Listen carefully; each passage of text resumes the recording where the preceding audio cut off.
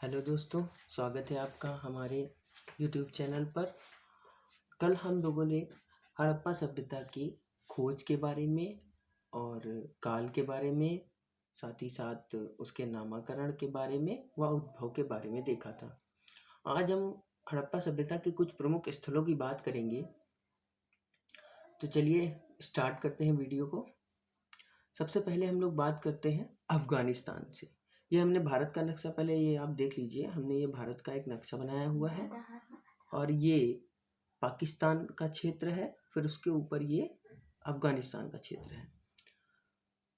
और पाकिस्तान के हमने 3 प्रांतों को बनाया है, ये पंजाब प्रांत, सिंध प्रांत और बलूचिस्तान प्रांत।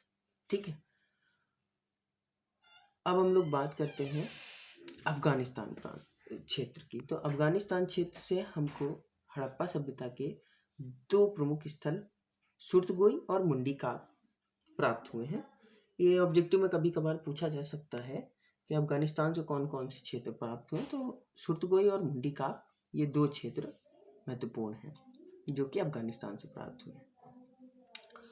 फिर बात करते हैं पाकिस्तान की। तो पाकिस्तान के पंजाब क्षेत्र को, पंजाब क्षेत्र ये वाला जो देख रहे हैं ना, ये वाला क्षेत्र, ये वाला क्षेत्र पंजाब क्षेत्र है। तो पाकिस्तान के पंजाब क्षेत्र से एक सबसे महत्वपूर्ण हड़प्पा सभ्यता का सबसे महत्वपूर्ण शहर हड़प्पा खोजा गया था, जिसकी खोज राखलदास बनर्जी ने 1921 में की थी। इसके बारे में हमने पिछले वीडियो में चर्चा की थी। सॉरी, राखलदास बनर्जी नहीं, दयाराम साहनी ने। तो हड़प्पा शहर की खोज दयाराम साहनी ने पंजाब प्रांत के क्षेत्र में की थी और ये रावी नदी के तट पर है।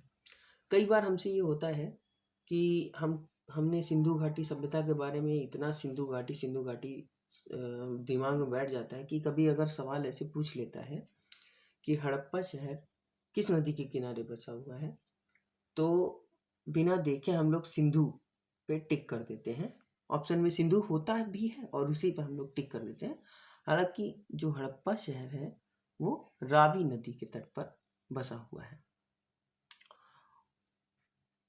उसके बाद आते हैं सिंध प्रांत पर। पाकिस्तान के सिंध प्रांत में 3 प्रमुख शहर को हम लोगों को याद रखना है।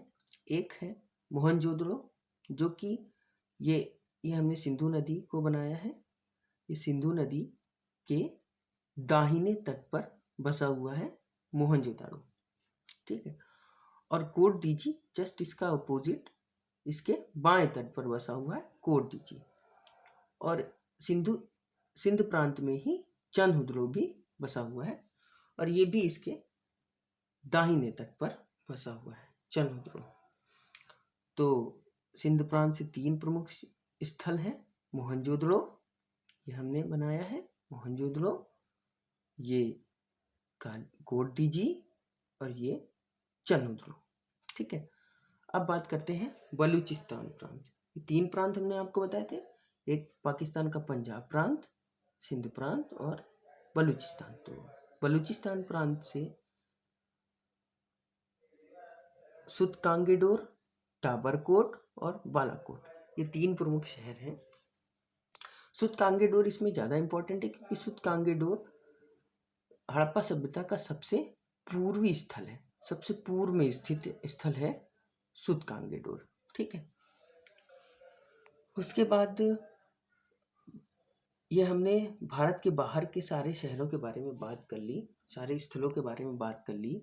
इसको एक बार हम लोग फिर से देख लेते हैं। तो अफगानिस्तान में हमने आपको बताया सुरतगोई और मुंडीकाक, ये 2 प्रमुख स्थल हैं अफगानिस्तान के। पाकिस्तान के पंजाब प्रांत में हड़प्पा रावी नदी के तट पे, पाकिस्तान के सिंध प्रांत में मोहनजोदड़ो सिंधु नदी के तट पे, कोट डीजी और चनहुद्रो ये भी सिंधु नदी के तट पे, ये सिंध प्रांत में स्थित है।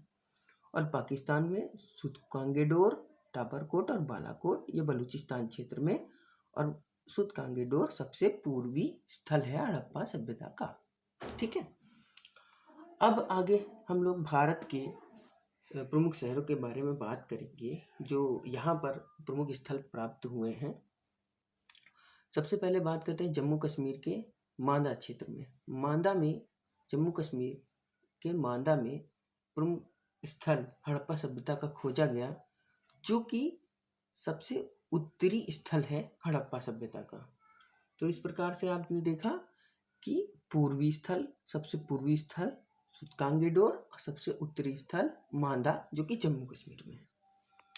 उसके नीचे आते हैं तो हरियाणा, ये हरियाणा है। हरियाणा का राखीगढ़ी, हालांकि हरियाणा से और भी कई हैं, राखीगढ़ी, बनवाली और भगवानपुरा, 3 शहर हैं, 3 स्थल हैं, राखीगढ़ी, बनवाली और भगवानपुरा। राखीगढ़ी इसलिए इम्पोर्टेंट है, ये थोड़ा ज़्यादा इम्पोर्टेंट है, और सबसे राखीगढ़ी इसलिए इम्पोर्टेंट है क्योंकि ये वर्तमान भारत में सबसे बड़ा शहर हड़प्पा सभ्यता का राखीगढ़ी ही है। सबसे बड़ा स्थल राखीगढ़ी है वर्तमान भारत में हड़प्पा सभ्यता का। लेकिन अगर हम लोग बात करें हड़प्पा सभ्यता के सबसे बड़े इस शहर की, तो वो मोहनजोदड़ो है, जो कि सिंध प्रांत में स्थित है। ये अब पाकिस्तान में है, पहले तो भारत में ही था लेकिन अब पाकिस्तान में है। वर्तमान भारत में राखीगढ़ी है, ऐसे मोहनजोदड़ो सबसे बड़ा शहर है। फिर उसके बाद हम लोग नीचे आते हैं तो यहाँ उत्तर प्रदेश में आलमगीरपुर सबसे पूर्वी स्थल है हड़प्पा सभ्यता का, जो कि उत्तर प्रदेश में है, हिंडन नदी के तट पे उत्तर प्रदेश में आलमगीरपुर, जो कि हड़प्पा सभ्यता का सबसे पूर्वी स्थल है। उसके बाद हम लोग बात कर लेते हैं महाराष्ट्र की। महाराष्ट्र में दाइमाबाद है गोदावरी के तट पे, और ये हड़प्पा सभ्यता का सबसे दक्षिणतम स्थल है। तो आपने चारों स्थलों को अच्छे से पढ़ लिया है कि पूर्वी कौन सा है, उत्तरी कौन सा है। एक बार हम फिर से बता देते हैं। सबसे पूर्वी स्थल सुतकांगेडोर, उत्तरी मांदा जम्मू कश्मीर, पूर्वी उत्तर प्रदेश में आलमगीरपुर, दक्षिणी दाइमाबाद महाराष्ट्र में। ठीक है, अब आते हैं राजस्थान पे। राजस्थान में कालीबंगा, इसको ब्लैक बेंगल्स, इसका अगर इंग्लिश में आप परिवर्तित करते हैं तो ब्लैक बेंगल्स, इसके नाम से ही पता चल रहा है। यहाँ पर काली चूड़ियों के प्रमाण मिले थे। राजस्थान में कालीबंगा जो स्थित है उसकी खोज लाल एवं भापर ने की थी। ठीक है, इसकी खोज किसने की थी? लाल एवं भापर ने कालीबंगा की खोज की थी, और यहीं से काली रंग की काली चूड़ियों के प्रमाण मिलते हैं। राजस्थान में एक और शहर है बालाथल, ये भी ध्यान रखिएगा, कभी कभी ऑब्जेक्टिव्स में पूछ लेता है। बालाथल ये भी राजस्थान में है। उसके आगे बात करते हैं तो हमने प्रमुख शहर जो हमने मैप पे दिखाए हैं उनकी बात कर ली। अब कुछ और देख लीजिए। जैसे उत्तर प्रदेश में आलमगीरपुर तो हमने पढ़ाई, साथ में संगोली और बड़ा गांव, ये भी उत्तर प्रदेश में ही स्थित है। राजस्थान में कालीबंगा और बालाथल, हरियाणा में बनवाली, राखीगढ़ी और भगवानपुरा। पंजाब का एक प्रमुख शहर रोपड़, ये पंजाब में स्थित है रोपड़। गुजरात की बात करें तो गुजरात में लोथल, धौलावीरा, सुतकोटा और रंगपुर। गुजरात बहुत इंपॉर्टेंट है। गुजरात में लोथल है। लोथल एक प्रमुख बंदरगाह था हड़प्पा सभ्यता का, यहाँ से व्यापार होता था और भारत से बाहर व्यापार यहाँ से हड़प्पा सभ्यता के लोग करते थे।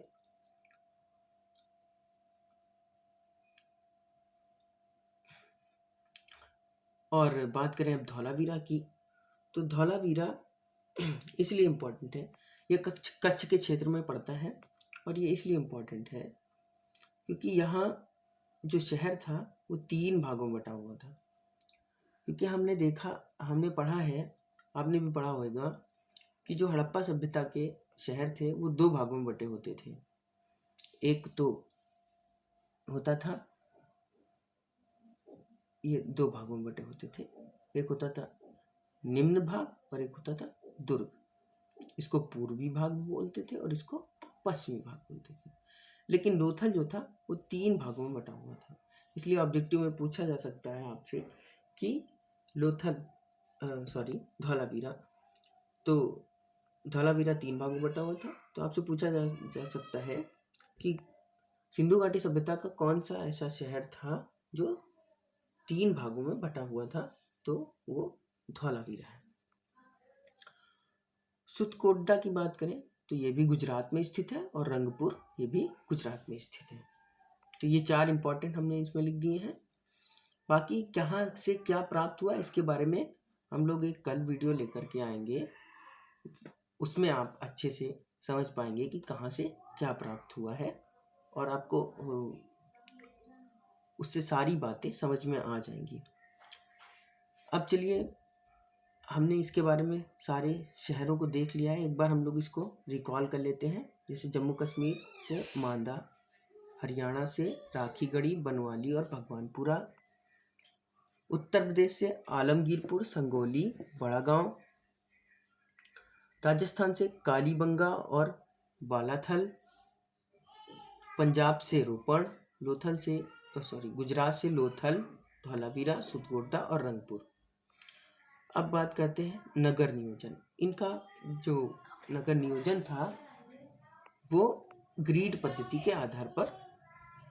अब ग्रिड पद्धति क्या होती है इसके बारे में थोड़ा सा जान लीजिए। ग्रिड पद्धति क्या होती है इसके बारे में थोड़ा जान लीजिए। इसको मैं मिटा देता हूँ।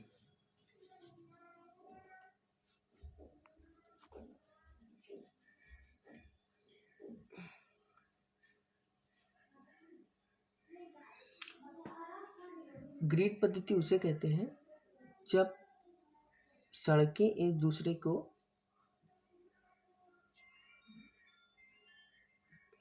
अभी आपको समझ में आ जाएगा।